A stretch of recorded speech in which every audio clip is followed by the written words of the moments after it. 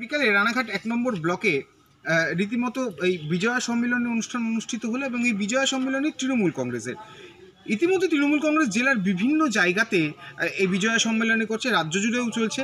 এবার রানাঘাট ১ নম্বর ব্লকে করা হলো। জেলা সভাপতি থেকে শুরু করে বিভিন্ন উচ্চ তৃণমূল নেতৃত্ব থেকে শুরু করে একেবারে গ্রাসরুট যারা রয়েছেন তৃণমূল নেতৃত্বরা সকলে উপস্থিত ছিলেন। মহিলাদের উপস্থিতিও ছিল চোখে পড়ার মতো। তবে এই বিজয়া সম্মেলনের মধ্যে দিয়েও কিন্তু ভোটের যে আবহ সামনেই রয়েছে, ২৬-এর নির্বাচন, তারও একটি যে পরিকল্পনা তা কিন্তু করা হচ্ছে এবং এই মহিলাদেরকে এবং এই রাজ্যের মুখ্যমন্ত্রীর প্রকল্পকে আরও দ্রুত বিভিন্ন জায়গায় ছড়িয়ে দিতে, প্রকল্পের মাধ্যমে মানুষ কীভাবে উপকার পাবে তার ব্যাখ্যাও কিন্তু দেওয়া হয় এই বিজয়া সম্মেলনী থেকে। হাই পাওয়ার কমিটি যে কে নির্বাচন কমিশনার হবে সেটা ঠিক করার জন্য সেই ৩ জনের কমিটিতে কারা কারা থাকবেন, প্রথম দিন থেকে সেই কমিটিতে আছেন এবং সুপ্রিম কোর্টের নির্দেশে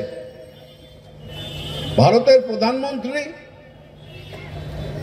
বিরোধী দলনেতা এবং সুপ্রিম কোর্টের চিফ জাস্টিস, প্রধান বিচারপতি, এই ৩ জন বসে ঠিক করবেন নির্বাচন কমিশনার কে হবেন।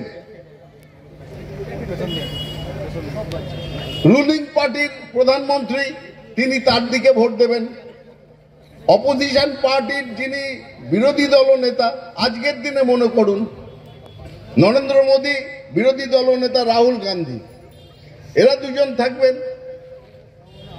ধরে নেওয়া যায় দুজনেই বলবেন আমাদের লোক চাই, তার জন্য চিফ জাস্টিস অফ ইন্ডিয়া আছেন, তিনি যাকে ভোট দেবেন সে জিতবে। ৩ জন আছে। নরেন্দ্র মোদী দেখলেন এ তো মহা মুশকিলের ব্যাপার, আমার পকেটের লোক নির্বাচিত হবে কমিশনার হিসেবে, তা তো হবে না, নিরপেক্ষ লোক হয়ে যাবে, সে আমার কথা শুনবে না, অমিত শাহের কথায় উঠবে না, বসবে না। তাই জন্যে